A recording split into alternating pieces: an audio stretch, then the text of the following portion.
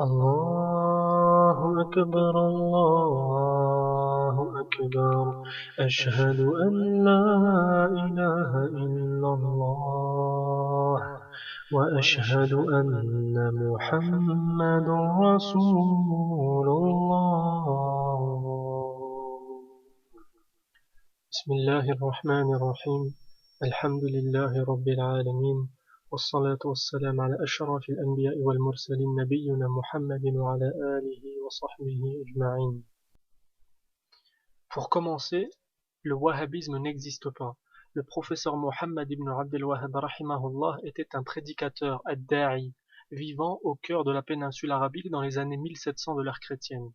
Son œuvre a consisté principalement en un rappel lancé aux gens de ce qu'est l'islam et quelle est la base de cette religion. Il a fait cela dans un contexte bien particulier. Durant des siècles, le monde musulman a été infesté d'innovations étant venu se greffer à l'islam et qui conduisaient à l'association en Allah, le shirk étant le pire des péchés.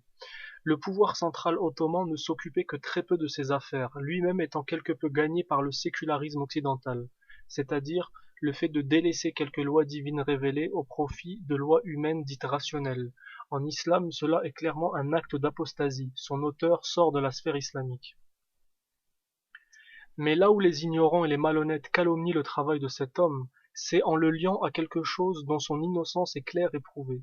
Il est vrai que le cheikh avait certes contracté une alliance avec un ancêtre de la famille El Saoud dans les années 1700, afin de remettre de l'ordre dans la péninsule arabe, étendre l'islam authentique et réunifier les tribus sous le même étendard. Il s'agissait d'une alliance entre étudiants religieux musulmans et guerriers bédouins musulmans. La tentative de restaurer un islam authentique fut avortée par les armées ottomanes, qui refusaient de voir se créer une dissidence qui pourrait rivaliser dans la prétention d'être les dirigeants légitimes de la nation musulmane. Mais il faut connaître la suite de cette histoire. Les descendants de la famille El Saoud, au début des années 1900, soit 200 ans après, je dis bien 2 siècles après, ont trahi cet appel pour le renouveau de l'islam en donnant l'ordre de massacrer les fidèles qui n'avaient pas changé de projet. En réalité, ce sont les Anglais qui ont eux-mêmes donné l'ordre, étant donné qu'ils ne voulaient voir aucune opposition à leur projet dans la région. Et quel était le plan anglais et français dans cette région? Le plan était simple.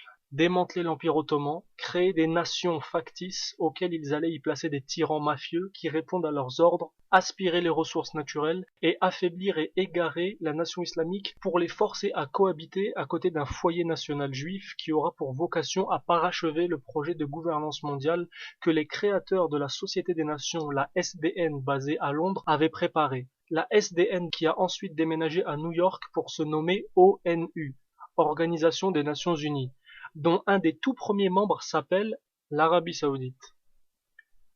Les musulmans sincères de la péninsule arabe, que les ignorants et malhonnêtes surnomment wahhabites, ont voulu étendre la religion jusqu'en Irak et au Chem, 2 régions occupées par les Français et les Anglais, étant donné que leur idéologie religieuse voulait aller au bout de sa logique, c'est-à-dire rétablir l'État islamique, rompre toute alliance compromettante avec les mécréants criminels et diffuser l'islam à travers la da'wa et le djihad, c'est-à-dire la prêche et le combat.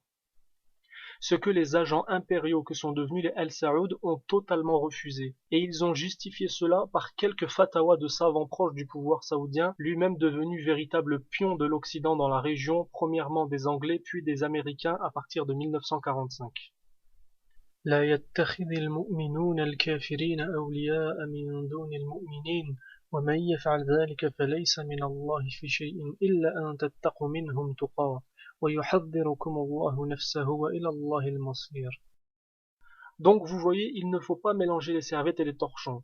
Je vous invite à lire les livres du cheikh Mohammed ibn Abdel Wahhab rahimahullah, notamment un qui s'appelle Kitab al-Tawhid, livre du monothéisme, ou encore Nawaqid al-Islam, les annulatifs de l'islam. Et vous verrez qu'il n'a rien de sectaire, que c'est un message où tout est basé sur le Coran et la Sunna et qui a vocation à être diffusé universellement.